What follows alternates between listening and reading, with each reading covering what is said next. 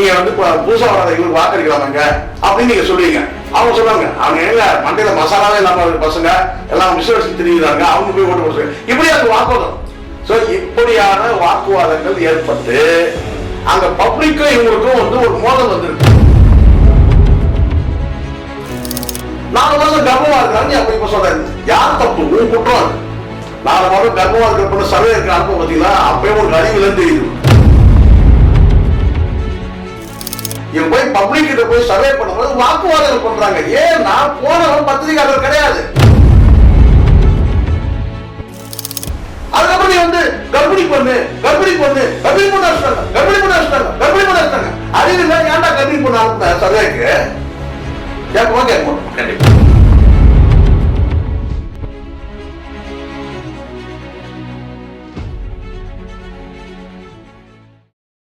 K24 நேயர்களுக்கு வணக்கம். இன்றைய நேர்காணலில் நம்மோடு இணைந்திருக்கிறார் மூத்த ஊடக திரு சேகர் அவர்கள். சார் வணக்கம் சார். ஒரே அடிதடியா இருக்க சார், பிரச்சனையா இருக்க சார். செல்லுமிடமெல்லாம் செருப்படி விசில கொடுத்தாங்க. இன்னைக்கு தாவேகா பரப்புரைகள், அதாவது 2 நாளுக்கு முன்னாடி வாக்கு கருத்து கணிப்பு போயிருக்காங்க. மக்கள் இங்க ஒரு பெரட்டடி பேயடி அடிச்சிருக்காங்க.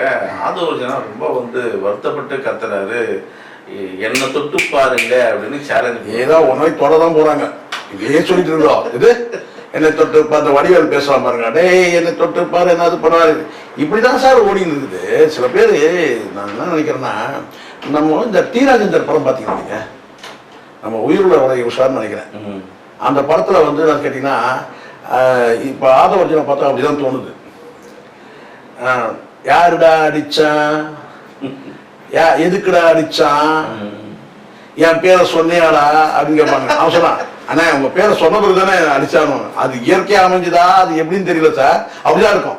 யாருடா அடிச்சான், எதுக்குடா அடிச்சான், என் பேரை சொன்னியாடா அப்படின்னா, அண்ணா உங்க பேரை சொன்ன பிறகு தானே எங்களை தர்மடி அடிச்சாங்கன்னு. அந்த மாதிரி தான் இப்ப இருக்கு இந்த தாவேக்கால இருக்கிற நிலைமை. இவன் வாய்ஸ் ஆஃப் காமன் வச்சிருக்கோம். வாய்ஸ் ஆஃப் காமன்ல வேலை செய்யக்கூடிய நபர்கள் வந்து நீங்க வந்து ஒரு பத்திரிகையாளரா இருந்தால் நல்லா கவனிங்க. ஒரு பத்திரிகையாளர் இருந்தாங்கன்னா எப்படி சர்வே எடுக்கணும்ன்றது தெரியும். இப்ப என் தம்பி கூட வாய்ஸ் ஆஃப் காமன்ல இருக்கிறாங்க. அவங்க வந்து பாத்தீங்கன்னா எப்படி வாய்ஸ் ஆஃப் காமன்லயே இருக்கிறாங்க, பென்லயே இருக்கிறாங்க, ஏடிஎம்கே சைட்லயே இருக்கிறாங்க. ஆனால் பத்திரிகையாளருக்கு தெரியும் எப்படி சர்வே எடுக்கிறதுன்றது தெரியும் அவங்களுக்கு. ஆனால் அந்த இடத்துல பத்திரிகையாளர் இடத்துல நீங்க கட்சிக்காரங்க நீங்க அனுப்பிட்டீங்கன்னு வச்சுங்களேன், அவனுக்கு சர்வே எடுக்க தெரியாது. சர்வே வந்து பிரச்சாரம் மாதிரி ஆக்கிடுவான், அங்க ஆர்குமெண்ட் கொண்டு வந்துடுவான். இப்போ நீங்க போய் பைட் கேட்குறீங்க, நீங்க யாருக்கு வாக்களிக்கிறீங்கன்னு கேட்குறீங்கன்னு வச்சுங்களேன். ஒருத்தர் வந்து கேட்டா நான் விஜய்க்கு தாங்க வாக்களிக்கணும்னு சொல்றாரு. ஒருத்தவங்க கேட்டா விஜயெல்லாம் ஒரு ஆளாங்க, அவனுக்குலாம் போய் எப்படிங்க ஓட்டு போட முடியும், நான் டிஎம்கேக்கு தாங்க போடுவேன் அப்படின்னு. அப்ப அந்த இடத்துல நீங்க என்ன செய்வீங்க கேட்டீங்கன்னா, பத்திரிகையாளர்னா சிரிச்சுட்டு கடந்து போயிருவீங்க. நாங்கெல்லாம் அப்படிதான். எது ஓகே சிரிக்கவும் மாட்டோம், ஓகே வெறும் சொல்ல கருத்தை மட்டும் கேட்டு போயிடும். ஆனா எங்க அங்க போய் நீங்க வந்து கேட்டீங்கன்னா அங்க ஒரு ஆர்கியூமெண்ட் வைப்பீங்க. ஏங்க டிஎம்கே வந்து இத்தனை வருஷம் என்ன பண்ணிட்டாங்க, நீங்க வந்து புதுசா வராத இவருக்கு வாக்களிக்கலாமாங்க அப்படின்னு நீங்க சொல்லுவீங்க. அவங்க சொல்லுவாங்க அவங்க எங்க மண்டையில மசாலாவே இல்லாம பசங்க எல்லாம் விசுவாசி தெரியுறாங்க, அவங்க போய் ஓட்டு போடுறாங்க. இப்படி அங்க வாக்குவாதம். சோ இப்படியான வாக்குவாதங்கள் ஏற்பட்டு அங்க பப்ளிக்கும் இவங்களுக்கும் வந்து ஒரு மோதல் வந்திருக்கு. இங்க பப்ளிக் நல்லா புரிஞ்சுக்கணும். இங்க இருக்கிற எல்லா பப்ளிக்குமே வந்து பாத்தீங்கன்னா கடந்த காலத்துல வாக்களிச்சுட்டே வந்துட்டு இருக்காங்க. புதுசா இன்னைக்கு வந்து ஓட்டர் கிடையாது. எல்லாருமே வந்து கடந்த காலத்துல வாக்களிச்சவங்க இருக்காங்க, ஒரு கட்சிக்கு வாக்களிச்சிருப்பாங்க. அப்ப அந்த இடத்துல நீங்க போய் என்ன சொன்னீங்கன்னா வந்து ஆர்கியூமெண்ட் வச்சீங்கன்னு வச்சுங்களேன், இத்தனை வருஷம் வாக்களிச்சிங்க என்ன பெருசா கிழிச்சிட்டாங்க, இவங்களுக்கு வாக்களிங்க, எங்க தலைவருக்கு வாக்களிக்க சொன்னா அவங்க தலைவர் தான் கிழிச்சிட்டாருன்னு கேட்பாங்க. இப்படி வாக்குவாதம் வருவாங்க. சர்வே என்பது வேற, பிரச்சாரம் என்பது வேற. நீங்க சர்வே எடுக்கிறதுக்கு யாரை அனுப்பணும், பத்திரிகையாளர் அனுப்பணும். அல்லது இந்த மாதிரியான நீங்க ட்ரைனிங் கொடுக்குறீங்கன்னா ப்ராப்பரா ட்ரைனிங் கொடுக்கணும். இப்ப நீங்க போற இடத்துல ஆர்கியூமெண்ட்லாம் பண்ணக்கூடாது. அங்க வந்து டிஎம்கே வாக்களிக்கிறவங்க பேசுவாங்க. கடந்த காலங்காலமா டிஎம்கே அதிமுக வந்து அதிமுக திமுக வாக்களிச்சிருப்பாங்க, அவங்க அப்படிதான் இருப்பாங்க. ஆனா அங்க போயிட்டு உங்க கருத்தை திணிக்கூடாது. அவங்களுடைய மனநிலை எப்படி இருக்கு, அவங்க ஸ்டாண்டிங் எப்படி இருக்கு, யாருக்கு அடுத்தது வாக்களிக்கிறதா இருக்கிறாங்க, இப்படி ஒரு சர்வே எடுத்துட்டு வாங்க. அப்பதான் அங்க பிரச்சாரத்தை முன்னெடுக்க முடியும். இந்த பகுதி வந்து திமுக வாக்காளர்கள் நிறைந்த பகுதியா, இப்ப உதாரணத்துக்கு ஒன்று எடுத்துக்க சார், ஒரு குறிப்பிட்ட பகுதி இருக்கு சார், அந்த பகுதியில் வந்து பாத்தீங்கன்னா திமுகவுக்கும் வாக்களிக்க மாட்டாங்க, வந்து அதிமுக வாக்களிக்க மாட்டாங்க, காங்கிரஸுக்கு வாக்களிக்கிற பகுதியா இருக்கும். அல்லது பாட்டாளி மக்கள் கட்சி வாக்களிக்கிற பகுதியா இருக்கும், அல்லது அங்க இருக்கிற ஒரு 100 வீட்டுல ஒரு 50 வீடு வந்து பாத்தீங்கன்னா வந்து விசிகாக்கு வாக்களிக்கிறவங்களா இருப்பாங்க, அல்ல அங்க இருக்கிற இன்னொரு வந்து வைகோ வாக்களி, இப்படி வந்து பல கட்சிகள் வந்து அங்க வந்து இருப்பாங்க. அந்த குறிப்பிட்ட பகுதியில வந்து யாருடைய வாக்குகள் இருக்கு இதை தெரிஞ்சுக்கிறதா, அந்த நிதானம் தெரிஞ்சுக்கிறதா, இங்க வந்து நமக்கான வாக்கு இருக்குதா, புதிய கட்சியில நமக்கு வாக்கு அங்க இருக்கா, தாவேகாக்கு வாக்கு இருக்கா, அதை பாக்குறது தான் அங்க வேலை. அப்ப அந்த இடத்துல நீங்க வந்து ஒரு பிரச்சார கூட்டமா மாற்றக்கூடாது. நீங்க சர்வே எடுக்க போறீங்கன்னா பிரச்சார கூட்டத்தை நீங்க மாற்றக்கூடாது. அது நடந்திருக்கு. அந்த நடந்ததுல ஏற்பட்ட தள்ளுமுள்ளு, நீ நான் அந்த வாக்குவாதங்கள் அடிப்படையில் வந்து அங்க கிளாஷ் ஆயிருக்கு. அதுக்கு பிறகு கட்சிக்காரர் வந்திருக்காங்க. நான் நேர்மையா பேச நினைப்பேன். அதுக்கு பிறகு வந்து அங்க வந்து திமுக சார்ந்த வட்டச்செயலர் வந்திருக்காங்க. காரணம் கேட்டா அந்த பப்ளிக் வந்து திமுக வாக்களிக்கிற பப்ளிக்கா இருந்திருக்காங்க. சார் சென்னையே வந்து 3 அது குறிப்பா வட சென்னை சொல்ல வேண்டாம், அது வந்து டிஎம்கே பெல்ட்னு சொல்லுவாங்க. அதனால கடந்த காலத்துல இருக்கு. அப்படி இருக்கும்போது நீங்க அங்க போய் நீங்க கால் வச்சு நீங்க பிரச்சாரம், நீங்க சாரி பாருங்க, பிரச்சாரம் வந்துச்சு வாயில, சர்வே பண்ணும்போது பிரச்சாரமா நீங்க மாத்துறீங்கன்னா உதவாங்க வரணும். அதுவும் நீங்க சும்மா வாங்க கையில ஆயுதத்தோட இருக்க கையில ஆயுதத்தோட போயிருப்பீங்க, கையில ஆயுதம் வாயில ஆயுதத்தோட போயிருப்பீங்க, வாய் மேலே போட்டு அனுப்பிச்சுக்கிறாங்க. வேற என்ன சொல்ல முடியும் தரப்பு என்னன்னா, நான் வந்து திமுக திட்டமிட்டு ஆள் வைத்து தாக்கி இருக்காங்க சொல்றாங்க. அதெல்லாம் புரியுது சார். எனக்கு ஒரு நியாயமா பேசுவாங்க. நீங்க முதல்ல இப்ப நான் அப்படி கேட்குறீங்களா, அவன் சொல்லட்டுமா, நீங்க இந்த சர்வே எடுக்கிறது சொன்னீங்களா, மாநிலம் முழுவதும் சர்வேக்காக நீங்க ஏதாவது நீங்க வந்து ஒரு அறைகோல் கொடுத்துருக்கீங்களா கட்சிக்காரங்களுக்கு? எல்லா டிஸ்ட்ரிக்ட்லயும் நீங்க வந்து சர்வே எடுங்கன்னு சொல்லி ஏதாவது பண்ணிருக்கீங்களா?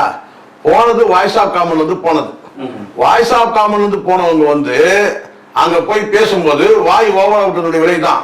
வாய்ஸ் ஆஃப் காமன்னா வாய் ஓவரா விடக்கூடாது, வாயை ஓவரா விட்டு இருக்கீங்க. அதனால ஏற்பட்ட தள்ளுமுள்ளு, அதனால ஏற்பட்ட கிராஷ் தான் அது. கிராஷ் இது. நான் கேட்கறது ஒண்ணு தான், நீங்க வந்து மாநிலம் முழுவதும் சர்வே பண்றதுக்கான ஒரு கட்சிக்காரங்களுக்கு ஒரு அறைவு கொடுத்துருக்கலாம். போனவன் நான் கேட்கற நேர்மையா ஒரு கேள்வி கேட்கிறேன். அங்க போன கட்சிக்காரர் தான் வாய்ஸ் ஆஃப் காமன் சார், அது சொல்லாம முதல்ல நான் ஆதரவு கேட்கிறேன். அது ஒரு பேசியிருக்காரு அப்படின்னா நீங்க வந்து நீங்க வீரவசனம் பேசதான் பெருசு கிடையாது. பல இடத்துல இதே கலந்து போயிருந்தா இப்ப வந்து இப்ப நான் சொல்றேன் கேளுங்க. இப்ப நான் இவ்வளவு இங்க பேசுறேன்ல, நான் பயந்துன்னு போய் வந்துருக்கிறேன். ஏன் சார் எவ்வளவு நேரம் அவன் சவால் உருத்துக்கு கேட்டான், என்னை தொட்டு பார், என்னை பல பேர் உருட்டான் மிரட்டான் என்ன. அப்ப அவனுக்கிட்ட நான் வந்து அண்ணே என்னண்ணே விடுங்க, நான் மீடியால உட்காந்து பேசுறேன், அதை போய் நீங்க இது பண்றீங்க விடுங்க, அப்படிதான் நான் பேச முடியத்தோட நான் சவால்லாம் விட முடியாது. ஏன்னா 2 பேரும் தான் நிமித்திடுவான். இது 4 பேர்லாம் தேவையில்ல. ஒருத்தன் வந்தாலே போதும்னு வச்சுக்கலாம். நான் பெரிய மாவீரன் கிடையாது. ஆனால் மனதைரியம் என்பது வேற, உடல் இருங்க சொல்லிடணும். மனதைரியம் என்பது வேற, உடல் வாக்குன்றது வேற. என் உடல் வாக்கு இவங்க வந்து துரத்தான கூட என்னால ஓட கூட முடியாது. இதான் உண்மையான நிலைமை இல்லையா? அது ஒரு கை வேற, ஒத்த கை மாயாவி நான் வேற, சரிங்களா? அப்படி இருக்கும்போது இங்க நான் வீரவசனம் பேச முடியாது.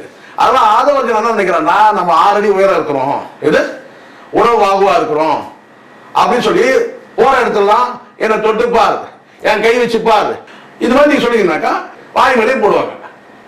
அந்த வார்த்தை தேவையில்லை. இப்ப நான் கேட்கிறேன், இந்த வார்த்தை இப்ப ஒரு தலைமையில் இருக்கிற ஒரு மனிதர்கிட்ட, ஒரு தலைமையில் இருக்கிற ஒரு நிர்வாகி கிட்ட இந்த மாதிரி என்னை தொட்டுப்பார், என்னை அடிச்சுப்பார், என்கிட்ட வந்து பார், இப்படி பார் அப்படி பாரு நீ பேசுறல, இந்த வீரவசனம் பேசுறல, இது எந்த மாதிரியான கட்சிக்காரங்கிட்ட வந்து ஒரு உணர்வை தூண்டும்? கட்சியில் நபர்கள் கிட்ட இந்த லெப்ட் பாண்டிக்கு உங்களுக்கு தெரியும் நினைக்கிறேன், அவன் அப்படிதான் பேசினான். அந்த லெப்ட் பாண்டிக்கு உங்களுக்கு என்னடா வித்தியாசம்? எது அவன் லெப்ட் பாண்டி, நீ ரைட் பாண்டி, அப்படியானே? லெப்ட் பாண்டினா சொல்றாங்கன்னா வந்து தரக்குறவா கட்ட வார்த்தையில பேசினா வந்து சாட்டை தருமுறை அங்கேயே போய் நின்று அரசியல் ரீதியான கருத்தை பேசும், அரசியல் ரீதியான சவால் விடுறான். அன்னைக்கு அந்த லெப்ட் பாண்டி என்ன சொன்னா, அவன் வராம 4 பேர் அனுப்பி அங்க கலகத்தை ஏற்படுத்தி அதனால தேவையில்லாம வந்து ஒரு அடிதடி கலாட்டா ஆகி அதுக்கப்புறம் இப்ப தலைமுறைவா இருக்கிறான். இப்ப நீ இந்த ஒரு கட்சி தலைமையில இருக்கிற நபர்கள் ஒரு ஒரு பண்போட நடந்துக்கணும். அரசியல் ரீதியா நீங்க பேசலாம், கருத்து தெரிவிக்கலாம். சார் அதை தாண்டி இன்னொரு கேள்வி இதுல இருக்கு சார். இப்போ ஒரு சாதாரண ஆள்கிட்ட அவர் சவால் இல்லை, ஒரு தமிழக அரசாங்கத்தை கிட்ட சவால் இருக்காரு. அதுவும் ஒரு மந்திரி சேகர் பாபுவே நேரடியாக தான் சவால் இருக்காருன்னு எடுத்துக்கலாம் அவரோட கட்சி. தைரியமான ஆளா இருந்தா அதை சொல்லும் போதே ஒரு வித்தியாசம் இருக்கா? நீ தைரியமான ஆளா இருந்தா கடைசியில இப்படி எல்லாம் சொல்லி ஒண்ணு இல்ல நல்லா சார், அந்த அளவுக்கு சார், ஜெயலலிதா பாருங்க, ஜெயலலிதா பொதுக்கூட்டத்தில் ஜெயலலிதா மீது செருப்பு வீசப்பட்டது. என்.டி. ராமராவ் மீது தேவடுன்னு சொன்னாங்க, செருப்பு வீசினாங்க. இந்த விஜயெல்லாம் ஏமாத்துறோம். எது இந்த விஜயெல்லாம் ஏமாத்துறோம். நீங்க இப்படி உசுப்பேத்தி மோதல் போக்கை உருவாக்குறாங்க. குற்றம் சாட்டுறாங்க. கேள்வி முடிச்சிடறேன். அதுதான் பல இடத்துல வந்து ஆதவர்ஜனா சொல்லியிருக்காரு, திமுகவோட டிஎன்ஏவே எனக்கு தெரியும், திமுக என்னென்ன டிஎன்ஏ யாரோட டிஎன்ஏலாம் எனக்கு தெரியும்னு அவரு ஒரு விளக்கம் கொடுத்தாரு. அப்ப அது ஒரு பயம் இருக்கும் அப்படின்னு ஒரு கேள்வி. அதுவே ஒரு அநாகரிகம் சார். நான் இப்போ உங்களோட நான் நெருங்கி பழகிறேன்னு வச்சுக்கோங்களேன், என்னுடைய அந்தரங்க விஷயங்கள் கூட உங்களுக்கு தெரிஞ்சிருக்கலாம், இல்லை உங்களுடைய அந்தரங்க விஷயம் கூட தெரிஞ்சுக்கலாம். அதுக்கு பிறகு கருத்து வேற்றுமை வந்து வெளியேறிட்ட பிறகு அதை சொல்றதுன்னு ஒன்று இருக்கு பார்த்தீங்களா, அது அவன் மிக கேவலமான ஒரு மனுஷனா இருப்பான். எவ்வளோ மிக கேவலமான ஒரு மனுஷனா இருப்பான். இப்போ கணவன் மனைவி இருக்கிறாங்க சார், கணவன் மனைவி வந்து விவாகரத்து ஆயிடுச்சு, அவங்களுடைய வாழ்க்கையை அவங்க தனியாக தெரிகிறாங்க, இவருடைய வாழ்க்கையை தனியாக தெரியுங்க, ரெண்டு பேரும் பிரிஞ்சாச்சு. அவ்வளோதான். பிரிஞ்ச பிறகு எப்படின்னா ஒருத்தருடைய வந்து அந்த அநியாயமான வாழ்க்கை வந்து பார்த்தீங்கன்னா அவங்களுடைய நினைவுகள் வந்து தான் போகும். ஆனால் அதை யார்ட்டையும் ஷேர் பண்ண மாட்டாங்க. அதனால புரிஞ்சுங்க, அதை யார்ட்டையும் இன்னொருத்தர் ஷேர் பண்ண மாட்டாங்க. அவருக்கு வந்து இந்த இடத்துல மச்சம் இருந்தது, அவருக்கு இந்த இடத்துல தழும்பு இருந்தது அப்படின்னு சொல்ல மாட்டாங்க. இவன் சொல்றது கிட்டத்தட்ட அப்படிதான், அசிங்கமா பேசுவான். அப்படின்றாங்க, அசிங்கமா பேசுவான். அப்ப வேற என்ன பண்றது? தப்பு இல்லையா அது? ஒருத்தரோட நீங்க வந்து நெருங்கி பழகிட்டு கருத்து வேற்றுமை கூட நீங்க விலகி கூட போங்க. ஆனா அதுக்கப்புறம் நீங்க அதை கொச்சப்பட்டு கூடாது. அவன் யார் தெரியல, அவன் வீக்னஸ் எல்லாம் என்கிட்ட இருக்குது. நாளைக்கு ஏன் விஜய் சொல்ல மாட்டான்? நான் கேட்கறேன், விஜயோட டிஎன்ஏவே எனக்கு தெரியும் சொல்ல மாட்டான் சார் நாளைக்கு? சார் நேற்று சொல்றான் டிஎம்கேவோட டிஎன்ஏ தெரியுன்றான், விசிகேவோட டிஎன்ஏ தெரியுன்றான், நாளைக்கு இதே விஜயோட டிஎன்ஏ தெரியும் சொல்ல மாட்டானா சார்? அதுக்கு தான் அவன் வந்து ஜான் அலெக்ஸ் எல்லாம் உள்ள விடாம வச்சிருந்தான். இது இவன் எப்படி போய் ஒட்டினான் தெரியல, அம்பேத்கர் புத்தகத்தை வெளியிடுறான், அதை வெளியிடுறேன், இதை வெளியிடுறேன்னு சொல்லி அப்படி இப்படின்னு சொல்லிட்டு அமாவாசை எப்படி உள்ள நுழைவான் பாருங்க, அப்படிதான் உள்ள நுழைஞ்சான். அதனால நான் சொல்றேன், இங்க மோதலுக்கு காரணமே இப்ப நான் கேட்கிறேன் வந்து சேகர் பாபு வந்து ஒரு வார்த்தை சொல்றாரு. என்ன சொல்றாருன்னா, நீங்க அங்க போய் சிகிச்சை எடுக்கக்கூடிய இது ஒரு பெரிய சேலஞ்ச் இல்லை, இது சிகிச்சை எடுக்கக்கூடிய நபர்ல போய் பாருங்க, பப்ளிக்ன்றார், பொதுமக்கள் ராஜீவ்காந்தி ஹாஸ்பிட்டல்ல ட்ரீட்மெண்ட்ல இருக்கிறாங்க, நீங்க போங்கன்றாரு, விசாரணை பண்ணிட்டு போறது செய்தியை போடுங்கன்றாரு. இது பெரிய சவால் இல்ல, ஒரு அமைச்சர் இப்படி சொல்றதே பெரிய சவால் தானே சார்? அப்ப அது உண்மைதானே?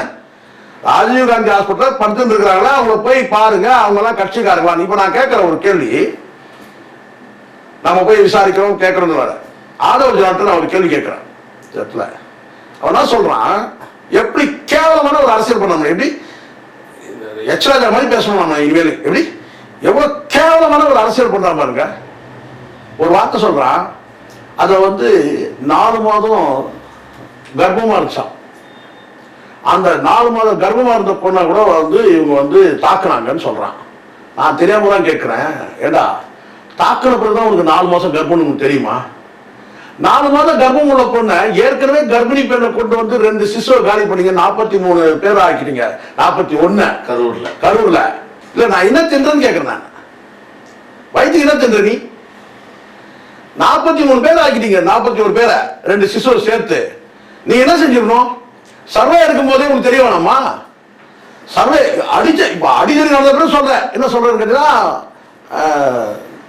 4 மாசம் கர்ப்பமா இருந்தாங்க. 4 மாசம் கர்ப்பமா இருக்க பொண்ணு என்ன சர்வே எடுக்க அனுப்புற? நார்மலாக தானே அனுப்பணும். நீ பெண்கள் அனுப்புறதே முதல் தப்பு. சரி, பெண்கள் அனுப்புற, 4 மாதம் கர்ப்பமா இருக்கு நீ சொல்ற, அடி வாங்கின பிறகு சொல்ற 4 மாதம் கர்ப்பமா இருக்கிறாங்க, அது மூலமா அனுதாபத்தை கேட்கிற, அப்புறம் சொல்ற அவங்க நார்மலா தான் இருக்கிறாங்க, ஒன்னும் ஆகலன்னு. இப்ப அபாஷா என்ன சொல்லிருப்ப? அந்த சேகர் பாபு தான் காரணம் இருப்பேன். இதான உண்மை? இதான உண்மை? ஏன்டா நான் கேட்கறது என்னன்னா, அறிவு உண்மையிலேயே அவனுக்கு ரொம்ப கோபம் வருது எனக்கு. அவங்களுக்கு அறிவு இருக்கா இல்லையா? ஏற்கனவே 43 பேர் இறந்ததுல வந்து 2 சிசுக்கள் இறந்து போச்சு, எல்லாருக்கும் தெரியும். பல கூட்டங்களுக்கு நீங்களே சொல்றீங்க கர்ப்பிணி பெண்கள் யாரும் வராதிங்கன்னு சொல்லிட்டு எங்க தலைவர் சொன்னாரு, உருட்டுறீங்க ஒரு பக்கம். அது தாண்டி அங்க நடக்குது, அதான் பாக்குறோம். சர்வே அனுப்பும் போது நீ எப்படிப்பட்ட நபரா நீ அனுப்பணும்? சர்வே அனுப்பும் போது ஏன் கர்ப்பமான பொண்ணு நீ அனுப்புற? வெயில் சர்வே எப்படி சார் எடுக்க முடியும்? வீட்டுக்குள்ள போய் எடுக்க முடியும்? தெரிஞ்சவங்க அலையணும். அப்ப 4 மாத கர்ப்பிணி பெண்ணை நீங்க தெரிஞ்சவா நீங்க சர்வே எடுக்கிறதுக்கு அனுப்புவீங்க. இங்க அடிதடி கலாட்டம் ஆன பிறகு நான் சொல்லி கேட்டா வந்து கர்ப்பிணி பெண் என்று கூட பார்க்காம அடிச்சாங்க. ஒரு பிரச்சனை நடக்குது சார், கரெக்டாக நடக்குது சார், எல்லாரும் என்ன சார் டெஸ்ட் மெடிக்கல் டெஸ்ட் எடுத்துட்டா சார் அடிதடி தகராறு பண்ணுவானுங்க. நான் கேட்கிறேன், ஒரு ரகம் நடக்குது சார். ரெண்டு குழுல கைகலப்பு நடக்கும்போது பாத்தீங்கன்னா, சார் நீங்க ஹார்ட் பேஷண்ட்டுங்களா, நீங்க வந்து கண் பார்வை சரியா இருக்கா, உங்களுக்கு காது கரெக்டா கேக்குதுங்களா, அறிவு இருக்கா சார் அவனுக்கு? ஒரு கிளாஸ் ஆகும்போது ரெண்டு தரப்புல கிளாஸ் ஆகும்போது பாத்தீங்கன்னா வந்து 4 மாசம் கர்ப்பமா இருக்காங்க. அப்ப இப்ப சொல்ற யார் தப்பு? உன் குற்றம் அது. 4 மாதம் கர்ப்பமா இருக்கிற பொண்ணு சர்வே இருக்க அனுப்ப பார்த்தீங்களா, அப்பயே உனக்கு அறிவு இல்லைன்னு தெரியுது. உனக்கு 6 அடி வளர்ந்து அறிவு இல்லாதவன்னு தெரியுது உனக்கு. அப்ப இப்ப வந்து நீ சொல்ற என்னன்னு, இப்ப என்ன நடந்திருக்கோம், இதை வந்து பிரபகண்டா பண்றான். என்னன்னா 4 மாதம் கர்ப்பிணி பெண்ணுங்க அவங்க அடிச்சாங்க. தைரியம் தான் எங்கதான் வச்சோம், தைரியம் தான். நீ இப்படியே சொல்லிடுது எது, நீ இப்படியே சொல்லியிருந்தீங்கன்னா ஒரு நாள் தைரியத்தோட வருவாங்க நிஜமா. அது வந்து உங்ககிட்ட வந்தா பரவாயில்ல, நேரம் உங்க தலைவர்கிட்ட போயிடுவாங்க. அதுக்கெல்லாம் அஞ்சல் கிடையாது இவனுங்க யாருமே. நான் பொதுவாக சொல்றேன், அது திமுக இருக்கட்டும் அதிமுக இருக்கட்டும், நீ ஒருத்தர் கூப்பிடுறதே பலவீனம். முதல்ல தைரியம் தான் என்ன தொட்டுப்பார், தைரியம் தான் என்ன சீண்டிப்பார், தைரியம் தான் என்ன வந்து என்ன வார்த்தை இது பொதுவா இது ஒரு நிகழ்வு யாரும் கிடையாது சார். இதெல்லாம் பெரிய அனுபவம் வேணும். இதெல்லாம் ஆமா மரியாதை. நான் என்ன சொல்றேன்னா, நீ எல்லாத்தையும் தயாரா இருந்த நீ அந்த வார்த்தை சொல்லக்கூடாது. தைரியமாண்டவான்ற 4 மாதம் கர்ப்பிணி பண்ணாச்சு. இப்ப நான் ஏதாவது நான் என்ன செய்ப்பேன், சேகர் ஆள் அனுப்பி அந்த பொண்ணோட அடிச்சு துன்புறுத்தி கர்ப்பத்தை கழிச்சிட்டாரு இருப்பேன். இதுதான் இவங்க கேவலத்தை பண்ணிட்டு இருக்கிறானுங்க காலங்காலமா. அங்க நேரம் செந்தில் பாலாஜிட்ட போவேன். எது செந்தில் பாலாஜி தான் வந்து 43 பேரை வந்து பார்த்தீங்கன்னா சதி பண்ணி வந்து கொண்டுட்டாரு அப்படின்னு எடுத்து விட்டு இருக்கிறேன். இப்ப வந்து சேகர் பாபு கிட்ட வர இப்படி போற எது அது மட்டும் நல்லா உங்களுக்கு டைம் சரியில்லைன்னு மட்டும் தெரியுது. யாரையுமே நான் ஒண்ணு சொல்றேன் சார், நீங்க சொன்னீங்கன்னா அதை மக்கள் யாரும் நம்ப மாட்டாங்க. மக்கள் பகுத்து பார்ப்பாங்க. சேகர் பாபு சொல்லிட்டா அதை நம்பிட மாட்டாங்க. சேகர் பாபு சொல்லக்கூடிய அந்த வார்த்தையை கவனிக்கணும். ராஜீவ்காந்தி ஹாஸ்பிட்டல் இருக்கிறாங்க, நீங்க அங்க போய் விசாரணை பண்ணிட்டு நீங்க வந்து செய்தியை போடுங்கன்னு சொல்றாருன்னா அப்ப அங்க வந்து பப்ளிக் தான் அர்த்தம். ரெண்டாவது சர்வேன்றது எங்க நடக்கும், பப்ளிக் கிட்ட நடக்குது. அதுக்கப்புறம் நம்ம சில தகவல் கேட்கும் போது பார்த்தீங்கன்னா இவங்க போய் பப்ளிக் கிட்ட போய் சர்வே பண்ணும்போது வாக்குவாதங்கள் பண்றாங்க. ஏன்னா போனவன் பத்திரிகையாளர் கிடையாது, சர்வே எடுக்க போனவன் ட்ரெயின்டு பீப்புள் கிடையாது. அவன் ஒரு கட்சிக்காரன், தாவேகாவுக்கு ஆதரவாளர், விஜயோட ரசிகன். அங்க போய் வாக்குவாதம் பண்ணும்போது பாத்தீங்கன்னா அங்க கிளாஷ் ஆகுது. இவ்வளவுதான் மேட்டர், இவ்வளவுதான். Okay sir. அதுக்கப்புறம் நீ வந்து கர்ப்பிணி பண்ணு அடிச்சிட்டாங்க. அறிவில்லை, ஏன்டா கர்ப்பிணி பண்ண அனுப்புன சர்வேக்கு? கேட்போமா கேட்க மாட்டோம். வயிற்று சொல்றேன்னு தின்ற நீ பக்காவான நீ ஒரு ஸ்ட்ராட்டஜிஸ்டா இருந்தா, ஜான் என் நண்பன் கோச்சினாலும் பரவாயில்ல, நான் டிக்ளேர் பண்ணி சொல்றேன், நட்பு பட்டியலிருந்து என்ன தூக்கி வெளியே போனாலும் எனக்கு அதை பத்தி கவலை கிடையாது. ஒரே ஒரு மயிருக்கு சமம். நான் ஒரே ஒரு கேள்வி தான் கேட்டேன், நீங்க வந்து அரசியல் கட்சி நீங்க ஸ்ட்ராட்டஜி பண்றீங்கன்னு சொன்னா யாராவது 4 மாத கர்ப்பிணி பண்ண வந்து பாத்தீங்கன்னா நீங்க சர்வே எடுக்க அனுப்புவீங்களா? நான் கேட்கிறேன். வேற ஆளே கிடையாது அவங்களுக்கு. அது மட்டும் நீங்க ட்ரெயின் பீப்பிள் தான் அங்க எப்படி சார் கிளாஸ் ஆகலாம்? அந்த கிளாஸ் அவாய்ட் பண்ணிட்டு போயிருந்தேன் சார். அசிங்கமாக திட்டுவான் சார். ஒரு கட்சியோட வந்து தலைவராக இருக்கும், தலைவர் நேசிக்கூடிய ஒருத்தர் இருக்கான்னு வச்சுங்களேன், அவர் அசிங்கமாக திட்டுவான். அதை கேட்டுக்கணும், வேற வழி கிடையாது. சர்வே எடுக்க போற இடத்துல எவ்வளவு நடக்கும் தெரியுங்களா? தலைவருக்கு ரொம்ப தீவிரமான முரட்டு பக்தனா இருப்பான். அவன் வந்து பாத்தீங்கன்னா கெட்ட வார்த்தை திட்டுவான், கேட்டு இருந்தான் போயிடணும். பதில் பேசினா கிளாஷ் ஆயிடும். அதுதான் சகிப்புத்தன்மை வேணும். நீங்க போயிட்டு ஒரு இடத்துல நீங்க வம்பு வந்துருக்கீங்க. இப்ப அங்க சம்பவம் நடந்துச்சா தேனியில, அடுத்தது இங்க பூக்கடை கிட்ட, இன்னும் போற இடத்துல நீங்க மெச்சூரிட்டி ரோடாக நீங்க என்ன செய்யணும்? இந்த மாதிரி நடந்திருக்குங்க, இது நாங்க வன்மையா கண்டிக்கிறோம். தாவேகா சார்பு நாங்க வந்து ஒரு கண்டன அறிக்கை வன்மையா கண்டிக்கிறோம், அதோட போயிருந்தோம். வன்மையா கண்டிக்கிறோம்னு சொல்லலாம், அவ்வளவுதான். அதே மாதிரி தேனியில கூட சொல்றேன், சாட்டை துறைமுருகனுடைய மாற்று கருத்து இருக்கா, அவர் கருப்பொடி காட்டுவோங்க. சாட்டை துறைமுருகன் நான் கருப்பொடி காட்டும், இல்லைன்னா நாங்க வந்து பார்த்தீங்கன்னா வந்து அறப்போராட்டம் பண்றேங்க, சாலையில உட்காந்து நாங்க மறியல் போராட்டம் பண்றேங்க. இது செய்யுங்க, அறவழி போராட்டம். அப்புறம் போலீஸ் வந்து அள்ளின்னு போயிடும், முடிஞ்சிச்சு. ஒரு கூட்டத்தில் கொண்டு வந்து ஜீப் ஓடுறது, அடிக்கிறது, உடிக்கிறது சொன்னா அவங்க ஏற்கனவே முரட்டு பக்தர், சீமானுடைய முரட்டு பக்தர். எங்க நாம் தமிழர் உண்மைதான் சார். சீமானுடைய மூத்த பக்தங்க அங்க இருக்கிறது. நீங்க அங்க போயிட்டு உங்க வேலையை காட்டுறீங்க. லெப்ட் பாடி ரைட் பாடி.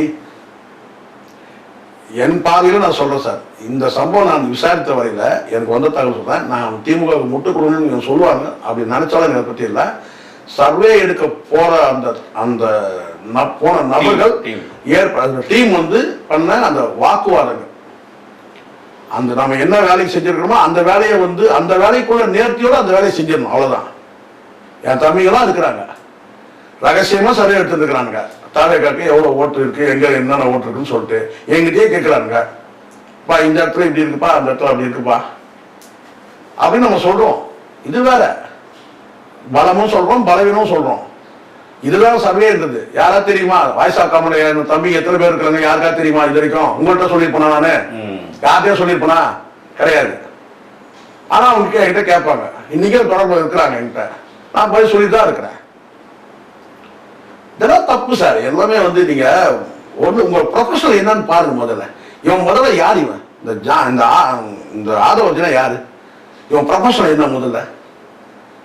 இவனா அந்த ஸ்ட்ராட்டஜிஸ்ட் ஏதாவது தனியா ஏதாவது படிச்சு வந்தான். ஜான் இருக்கானா? அவன் ஜான் வந்து பார்த்தீங்கன்னா வந்து ஆப்பிள் கம்பெனியில் மார்க்கெட்டிங் மேனேஜரா இருந்தவன். அவன் பிராண்ட் கிரியேட்டர். அவனுடைய இது வேற, அவன் நாலேஜே வேற. இவன் யார் இவன்? ஜிம்ல போய் வந்து பார்த்தீங்கன்னா வந்து ட்ரைனிங் கொடுத்துருந்துட்டு அங்க வந்து ஒரு பொண்ணை கரெக்ட் பண்ணி வந்து மார்க்கிங் கொடுத்து செட் ஆகிட்டு வாய்ஸா காமனிச்சோம், வெங்காய காமனிச்சோன்னு பேசிக்கிறான். அப்புறம் நீங்க இன்னும் வேற ஏதாவது பேசணும். இவங்க என்ன நாலேஜ் இருக்கு நான் கேட்கிறேன். போனாங்க பாஸ்கெட் பால் அங்க போனா அங்க வந்து பார்த்தீங்கன்னா சில மாமா வேலை பண்ணிட்டு அங்க வந்து பார்த்தீங்கன்னா அந்த அந்த டீமுக்கு வந்து அந்த சங்கத்துக்கு தலைவராயிட்டான். அங்கேயும் போய் வந்து அமாவாசை வேலை தான் பார்த்தான். சேகர் பாபு வந்து ரோட்ல இருந்து வந்தாரு, அடிமட்டத்துல இருந்து வந்தாரு. நீ சவால் விடுற, நீ எப்படி வந்த? சேகர் பாபு நேரில் நீ நிக்க முடியுமா? முதல்ல இதை சொன்னா நீங்க 200 ரூபாய் ஊப்பிடுவீங்க, சொல்லுங்க. நான் இது வரைக்கும் எந்த 200 ரூபாயும் பார்க்கல சார். இது வரைக்கும் 20 ரூபா கூட வரல. இது வரைக்கும் ரொம்ப வருத்தமா 20 ரூபா கூட வரல. என்ன 2 ரூபா கூட வரல. சரிங்களா? நான் என்ன சொல்றேன், சேகர் பாபுவோட அரசியல் பயணம்னு பாருங்க. நீ சவால் விடுற. இன்னைக்கு திடீர்னு வந்து இந்த யானை போட்டு பிச்சைக்காரிக்கு வந்து ராணி யானை கதை மாதிரி திடீர்னு வந்து என்ன செய்ய கட்சியில வந்து தேர்தல் பொறுப்பாளர் வெங்காய பொறுப்பாளர் வந்துட்டு நீ சேகர் பாபு எடுக்கிற, செந்தில் பாலாஜி எடுக்கிற. நீ யாரா முதல்ல? யாரு ஆதரவு? யாரு முதல்ல தமிழ் பர்சன்ட் ஒழுங்கு அவனுக்கு தைரியமா தைரியமா தைரியமான்ற அதே தைரியமா ஏன் அப்படி தயிர் மாதிரி அப்படியே அழுத்துற? ஸ்ட்ரைட்டா சொல்லிட்டுப்பா தைரியமான்னு சொல்லிட்டு தயிர் கடையிற மாதிரி கடையிற அப்படியே தைரியத்திய. தொடர்ந்து பேசணும் சார். நன்றி. நன்றி சார். இது போன்ற செய்திகளை உடனுக்குடன் அறிய K24 தமிழ் நியூஸ் உடன் இணைந்திருங்கள்.